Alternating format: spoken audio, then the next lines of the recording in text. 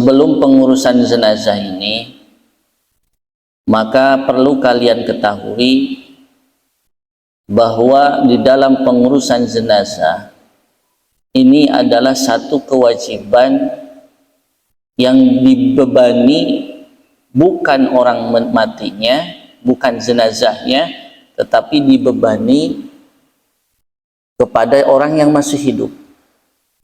Ya. Jadi orang mati yang mayit jenazahnya itu mau dimandikan, mau dibungkus nggak dimandikan, ataupun dikubur ataupun tidak dikubur, itu tidak ada masalah. Yang berdosa, yang ada masalahnya orang yang hidup itu sendiri. Jadi bebas, tidak ada kaitannya. Kalau sudah nyawa sudah habis, sudah masanya sudah habis di alam dunia, maka kewajiban itu sudah gugur, termasuk kewajiban ibadah-ibadah yang lainnya, yang wajib maupun yang sunnah. Maka dalam hal ini kewajibannya beralih fungsi bagi orang-orang yang masih hidup. Nah, biasanya sebelum pelaksanaan jenazah, pengurusan jenazah, itu ada yang namanya pengumuman. Apa bahasa ini apa? Iklan. Nah, iklan itu beda, awas, Ustaz nanti ajarkan sama Ustaz. Dalam mengiklankan itu berbeda-beda, sama seperti sambutan ketika ceramah, seperti pidato ataupun yang lainnya. Jadi ketika misalkan Ustaz perlu kalian pahami dulu bahwa sebelum kita mengurusi jenazah, kita terlebih dahulu iklankan kepada kaum muslimin. Gimana Ustadz nadanya? Bukan Assalamualaikum warahmatullahi wabarakatuh. Wajah bukan seperti itu. Tapi lurus, nadanya biasanya lurus. Assalamualaikum warahmatullahi wabarakatuh. Inna lillahi wa inna ilaihi raji'un. Coba. Assalamualaikum warahmatullahi wabarakatuh. Lurus nadanya biasa. Inna lillahi wa inna ilaihi raji'un. Bareng-bareng belajar. Inna lillahi Inna 3 kali. Tujuan diumumkan itu agar seluruh umat Islam, tetangga kita yang dekat-dekat ini kumpul. Kenapa? Karena satu, ini adalah kewajiban orang yang hidup, bukan orang yang mati. Paham ya? Nah, maka dari bab jenazah ini, ketika saudara kita meninggal dunia, maka hukumnya fardu kifayah. Jadi salah kifayah, kurang kifayah ya. Nah, kewajiban bersama bagi kita selaku umat Islam yang masih hidup, maka wajib menjalankan atas 4 hal. Nah, ini wajib bagi kita yang masih hidup yang menjalankan atas 4 hal. Tentu ini bagi sesama muslim. Apa diantaranya? Nah, ini yang pertama adalah memandikan, yang kedua kewajiban mengkafani, yang ketiga memusolati, dan yang keempat adalah menguburkan. Nah, ini adalah kewajiban-kewajiban kita para santri. Kalau kita tidak, misalkan tidak 4 ini sudah kita laksanakan, berarti gugur dosa kita, gugur kewajiban kita. Minimal di antara misalkan kelompok ini ada salah satu yang mengerjakan. Misalkan dari kelas 6 yang mengerjakan hanya 2, itu berarti kelas 6 tidak dosa. Tapi kalau dari antara kelas 6 tidak ada sama sekali yang mengerjakan kewajiban ini, maka seluruh kelas 6 itu berdosa. Itu namanya fardu kifayah. Nah, maka penting sekali para santri ya di dalam mengurusi ini. Kenapa? Karena dalam prakteknya ini kadang kalau dalam prakteknya, kalau di kampung-kampung ini biasa membebani kepada ustadz setempat. Padahal pada idealnya, baiknya itu yang ngurusnya ya kita, keluarga sendiri. Apalagi kalau kita dipandang oleh masyarakat itu sebagai santri. Masa ketika orang tuanya sendiri, ibunya sendiri, bapaknya sendiri, kakaknya sendiri yang meninggal, kita tidak diurus sama kita sendiri. Kalaulah ada ustadz setempat yang biasa tugasnya, kalau di kampung itu nama ustadz yang ngurusin jenazah ini namanya amil. Nah ini rencananya tahun sekarang ini ustadz ditunjuk sebagai amil Dawan Desa Dawan Kaler. Jadi kalau ada yang meninggal di Desa Dawan Kaler ini, seluruhnya dari sini ujung Cikaliduren sampai dengan mau ke Rawalele, itu jadi kalau yang meninggal ustadz itu sudah dipanggil. Nah itu walaupun misalkan ada ustadz yang biasa ngurusin tentang pengurusan jenazah, tapi sebaiknya yang mengurus itu adalah keluarga kita sendiri. Sok betapa luar biasanya kan, senengnya mayit ketika yang mayit itu ketika lepas itu tahu bagaimana sekelilingnya belum langsung ke alam barzah, belum. Sampai kapan? Sampai ada mengatakan sampai 3 hari, sampai 7 hari, itu masih sampai 40 hari sekali, ada riwayat sampai 40 hari itu masih berkeliaran di keliling kita. Maka ketika kita meyakini itu semua, keluarga kita, orang tua kita yang telah meninggal dunia, kita urusin jenazahnya, kita mandikan jenazahnya, kita kafani dan kita solati dan kita kuburkan, itu melihat, luar biasa, alhamdulillah, betapa bangganya orang tua ketika anaknya itu bisa memandikannya sendiri, menyolatinya. Bangga orang tua. Makanya pentingnya kita praktek seperti ini, minimal ketika keluarga kita sendiri, kita yang tampil. Syukur-syukur kita menjadi petugas seperti ustadz ini terjun di masyarakat. Tentu semuanya harus berdasarkan ilmu saja, tapi maka dalam proses pengurusan jenazah ini, yang 4 hal ini dituntut 2 hal. 1, berani. 2, berilmu. Berani saja tanpa berilmu itu namanya apa? Nekat. Kenapa? Karena orang yang meninggal, Ustaz parahin dulu sekali lagi, namanya orang meninggal itu berbeda-beda, betul tidak?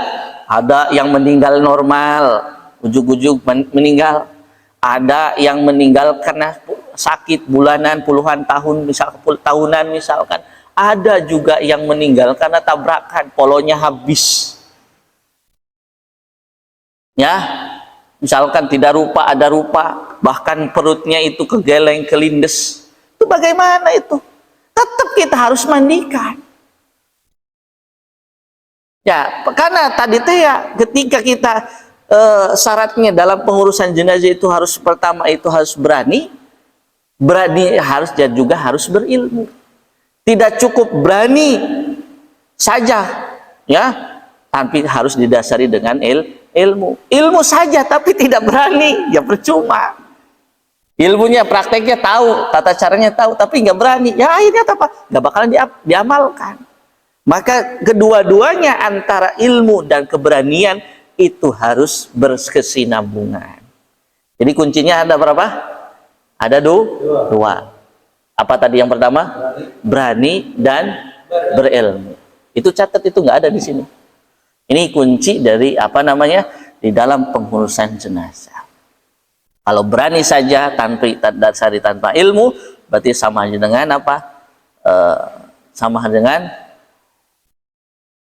sama dengan apa? Kalau berani saja nekat. Itu seperti itu. Nah, diantaranya kemudian para santri, hal yang wajib itu yang pertama memandikan. Satu-satu lah, langsung praktek saja. Ya, di dalam proses memandikan, setelah kita diumumkan kan, tiba-tiba para kaum muslimin, tetangga-tetangga pada datang kan, pada datang tuh Minimal kalau misalkan ustadz ini gambarannya ustadznya belum ada, namanya amil, pak amilnya ya, amil lebihnya belum ada. Lah kita sebagai keluarga kita harus peka. Nah, ini gambarannya seperti ini. Gambaran di dalam proses memandikan. Kita pilih tempat yang tutup, boleh di luar rumah, boleh di dalam rumah. Yang penting tempatnya memungkinkan kita bisa memandikan dengan apa? Dengan bisa menjaga aurat atau rahasia yang ada di tubuh mayit. Maka fungsi seperti ini digambarkan, diibaratkan ini biasanya di luar kalau seperti ini.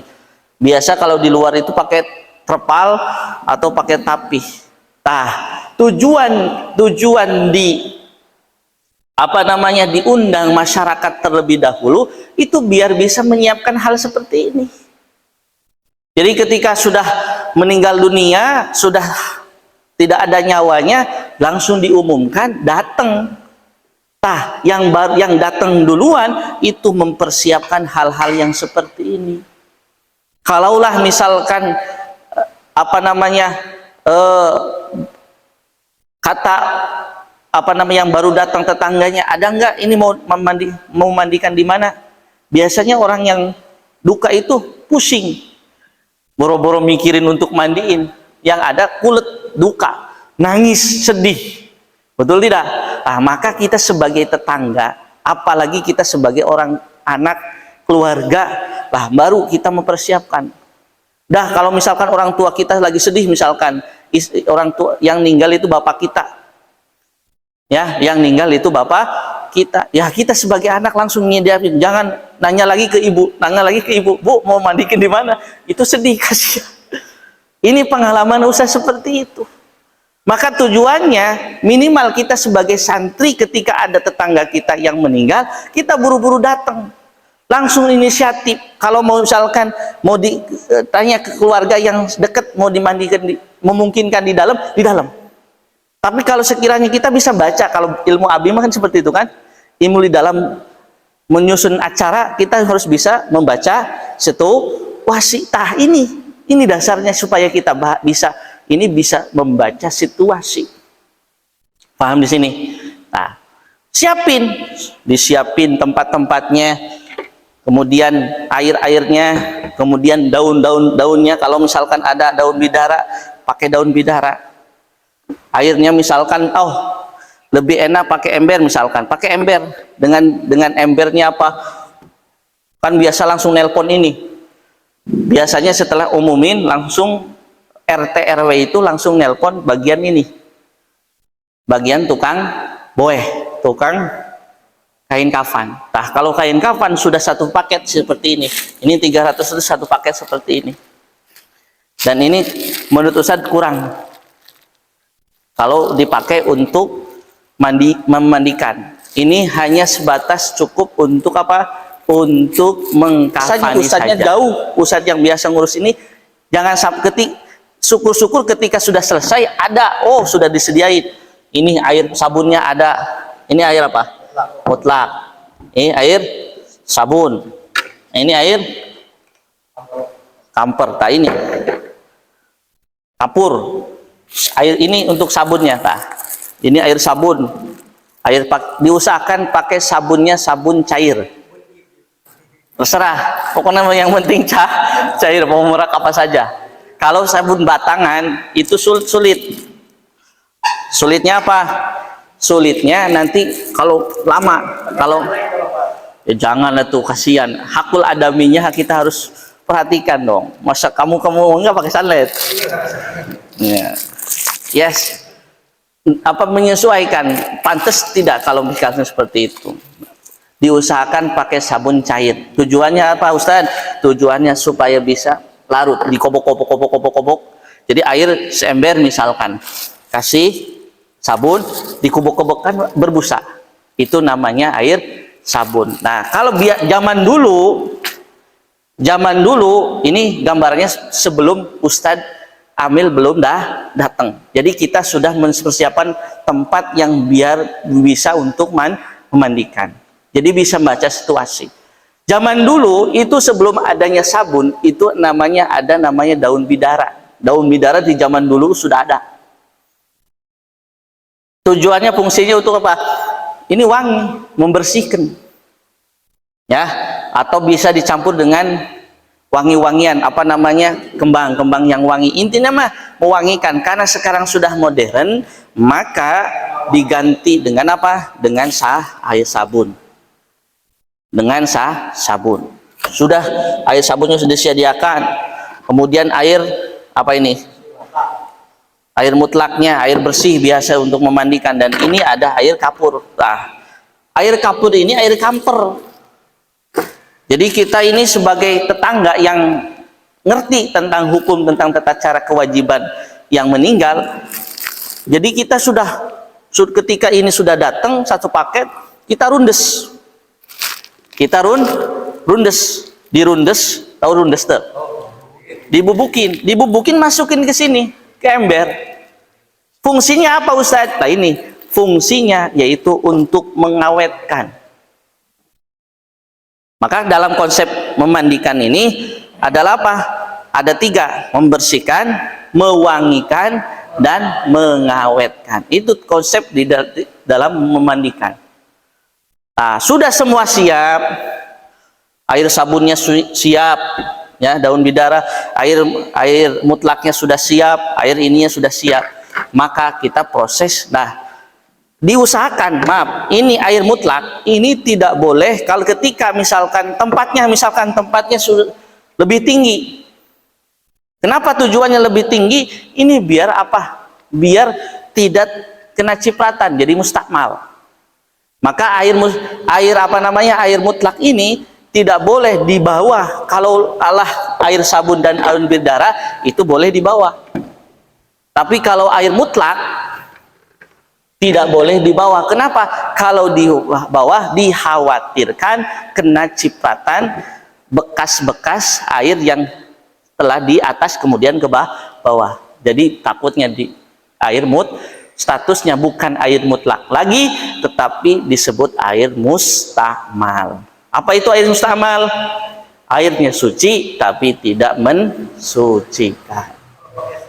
Nah, maka lebih idealnya pakai air selang.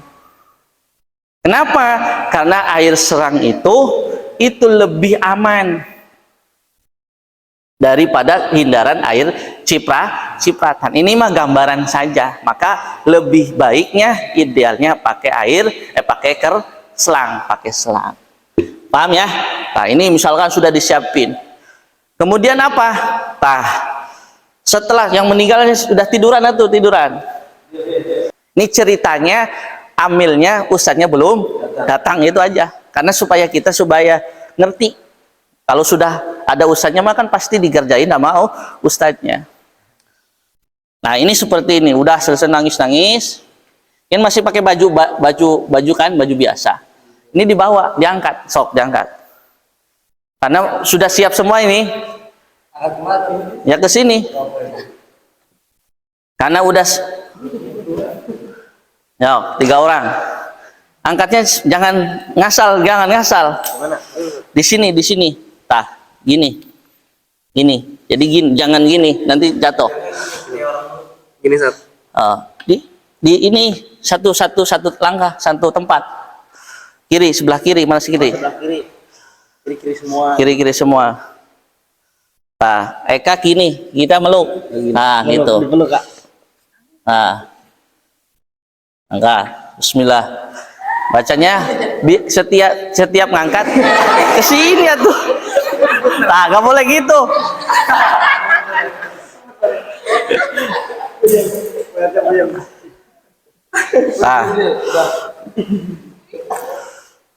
Nah, ini ya.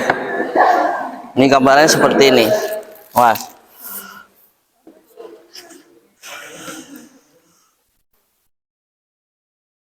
Ya.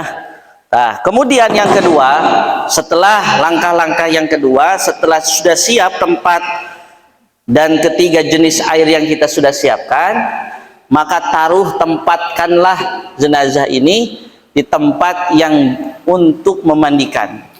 diupayakan yang lebih tinggi, ya kan? Nah, setelah itu buka pakaian yang melekat pada tubuh ini, dibuka. Nah, ya dibuka pelan-pelan seperti ini. So, nah, dibukanya kalau memungkinkan bisa dibuka untuk biasa, memungkinkan bisa dibuka seperti biasa kayak kaos. Tapi kalau tidak memungkinkan dibuka, ya digunting. Digunting dari ininya misalkan semuanya.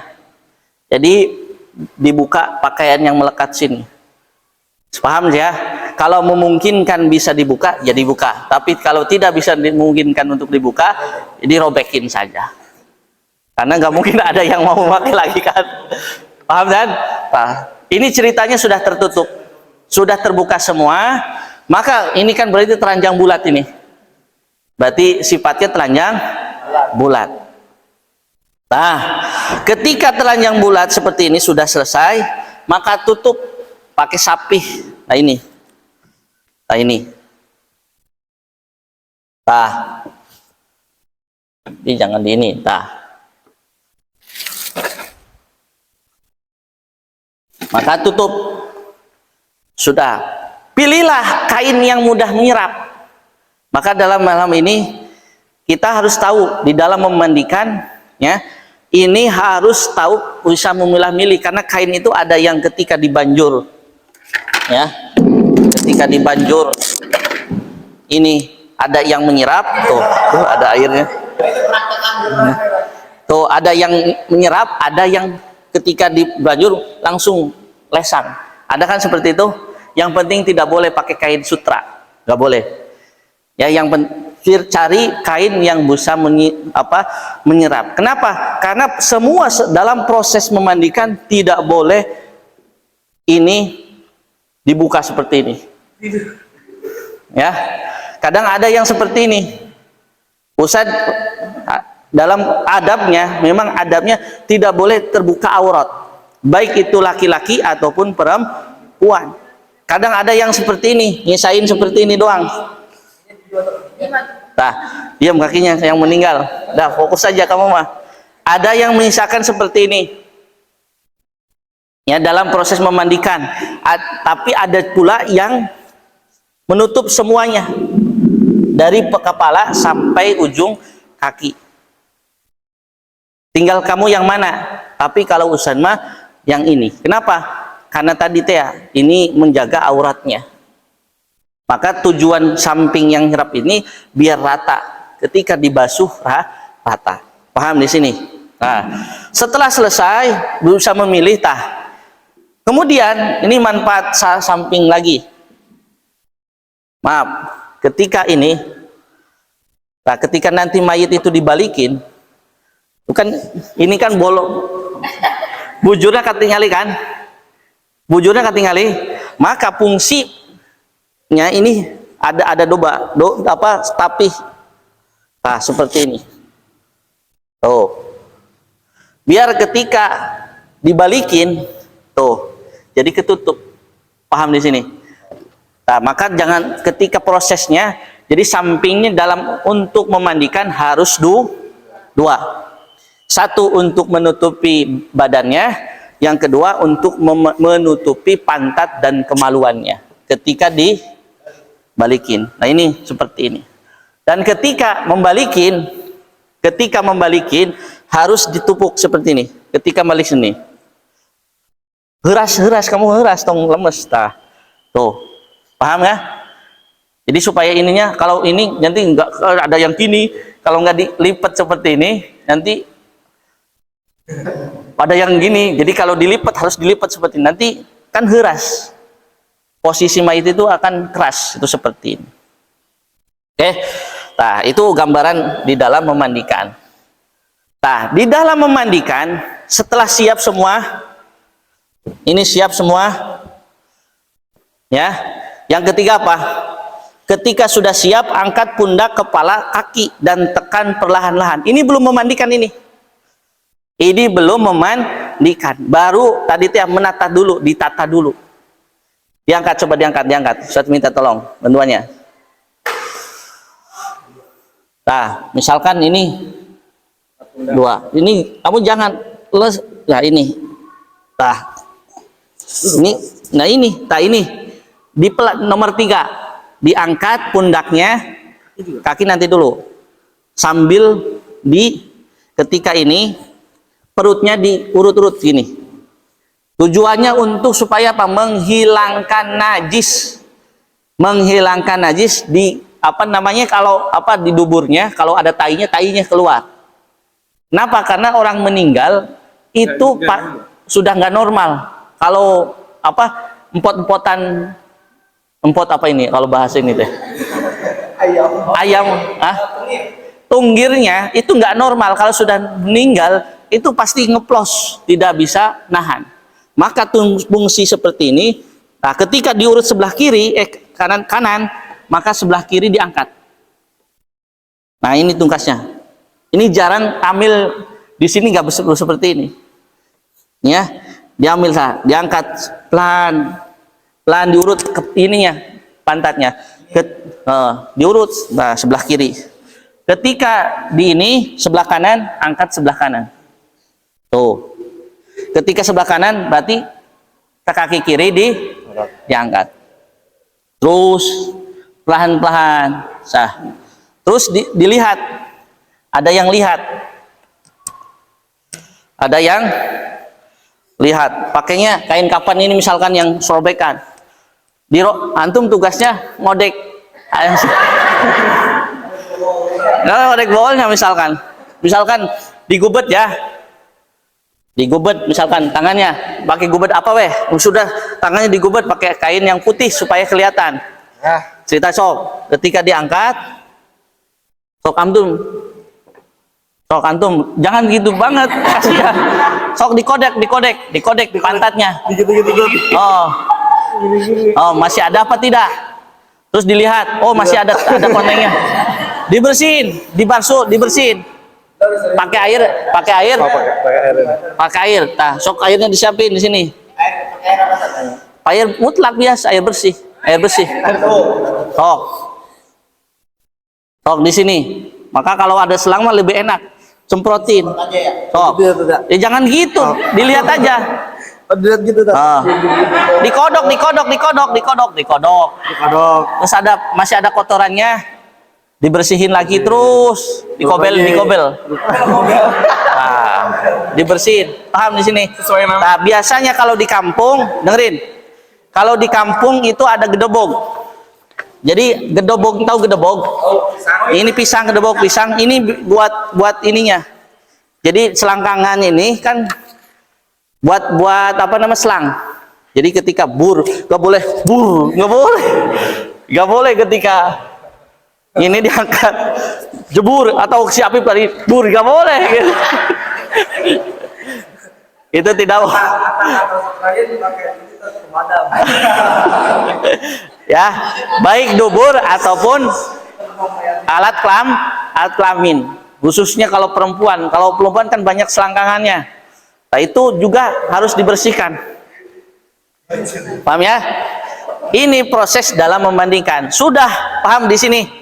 Jadi sudah siap tempatnya, kemudian penutupnya sudah siap seperti ini, maka yang ketiga itu membersihkan najis yang melekat pada mayit atau jenazah ini tersebut.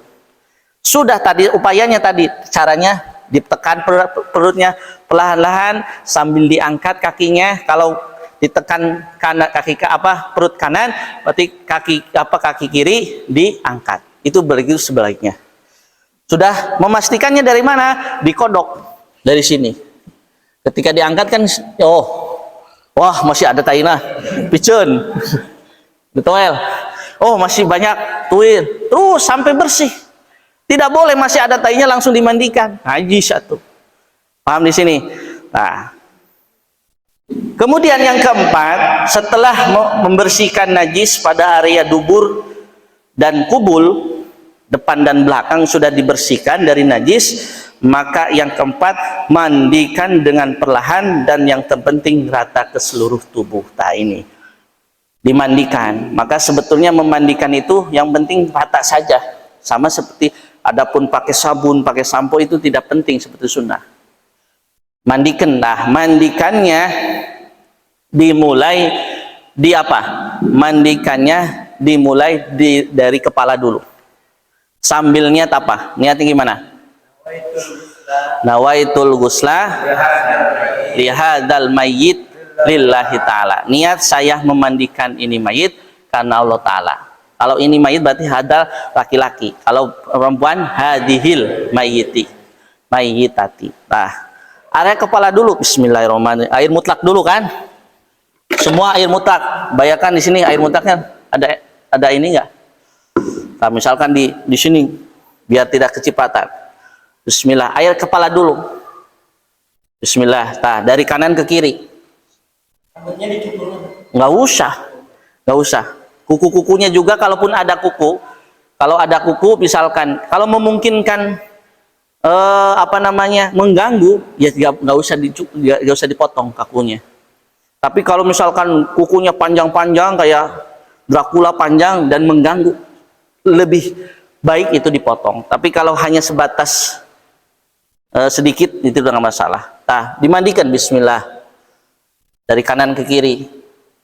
Kemudian ininya, maka harus ada asisten. Ayo asisten ini, asisten ini dengerin, asisten itu minimal 2 orang, minimal 2. Sini asistennya, mau sini praktek nih, 2 orang.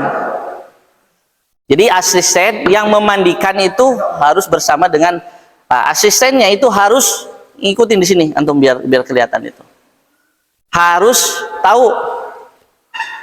tahu yang memandikan. Misalkan ustadz yang memandikan, nah, asistennya harus mengerti ketika tangan ini ke sini jangan mandiin di sini. Jadi sesuai ikutin arahan tangan. Paham di sini? Ikutin arahan tangan.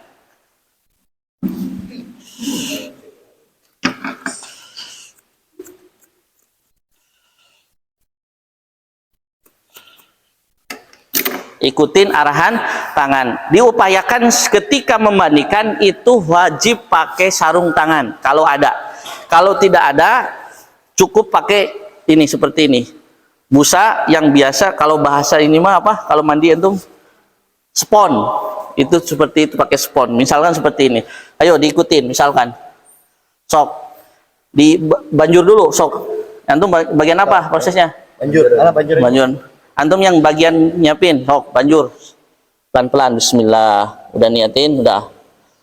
Nah, ini ke sini, dari kanan ke kiri, terus kanan kiri. Tolong dikurut nanti kesedak. Ya, jadi pelan-pelan. Ini kalau bahasanya pakai ini. Terus dari sini, kaki ini dulu, dari kanan dulu, semua dari kanan.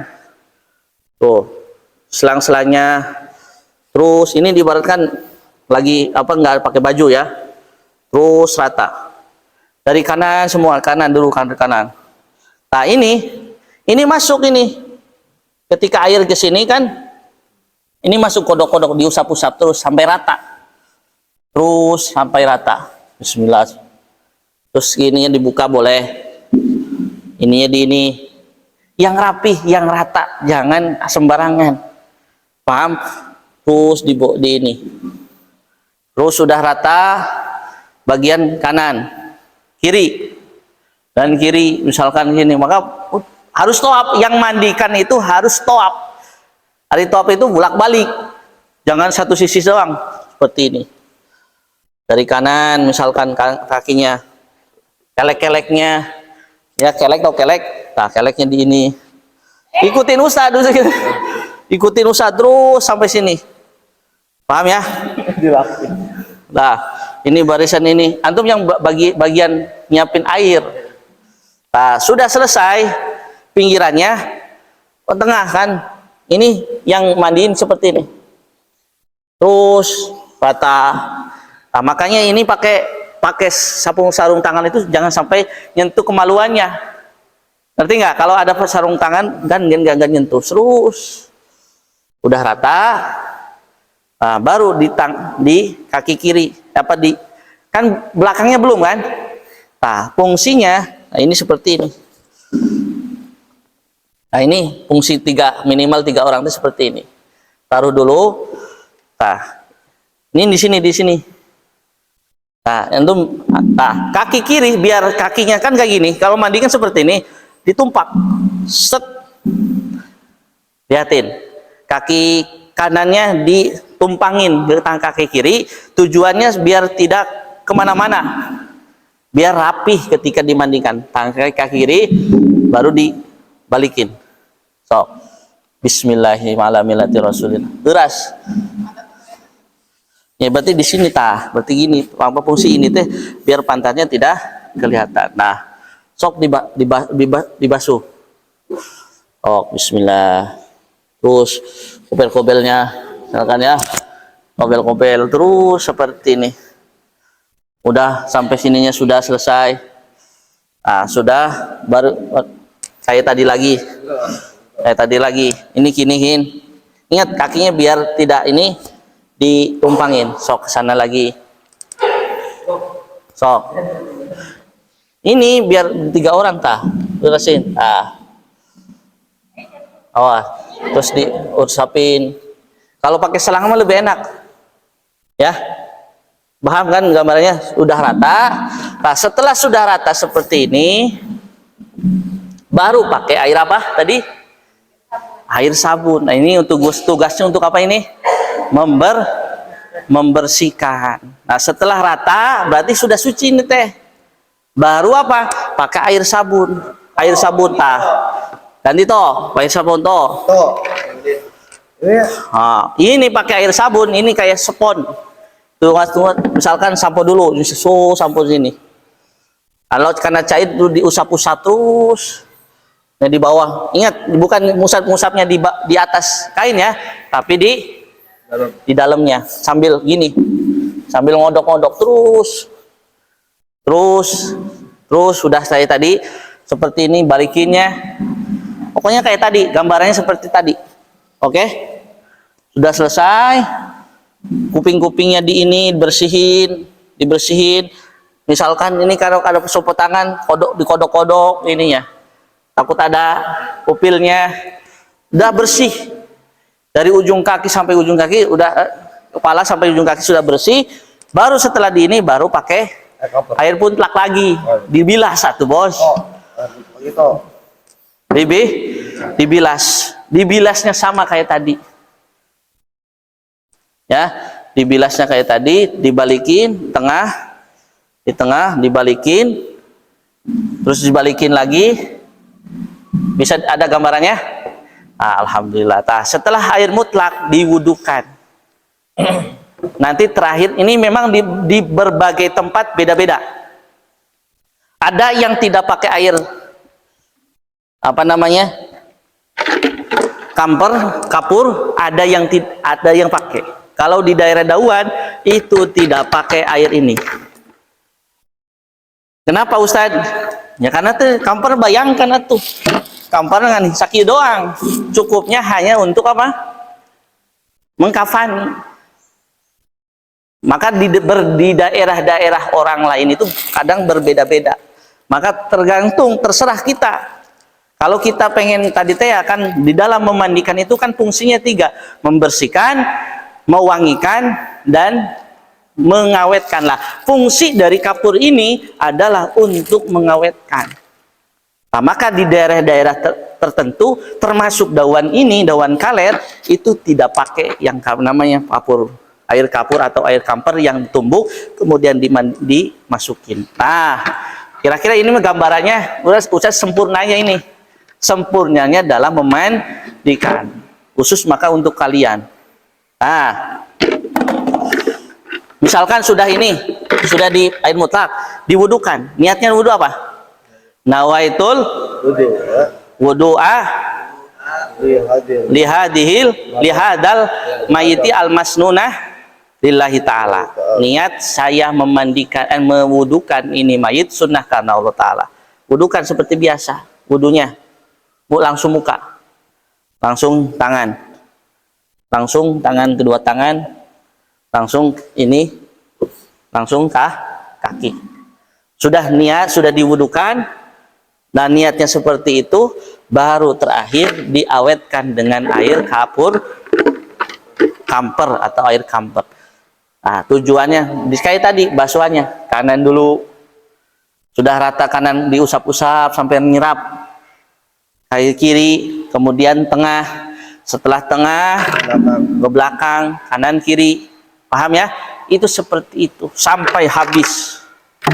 Setelah sudah selesai, nah ini kan basah murni ya, ini basah kan? Nah, maka fungsi daripada ini harus diganti. Masa basah nanti ke kain kafannya basah.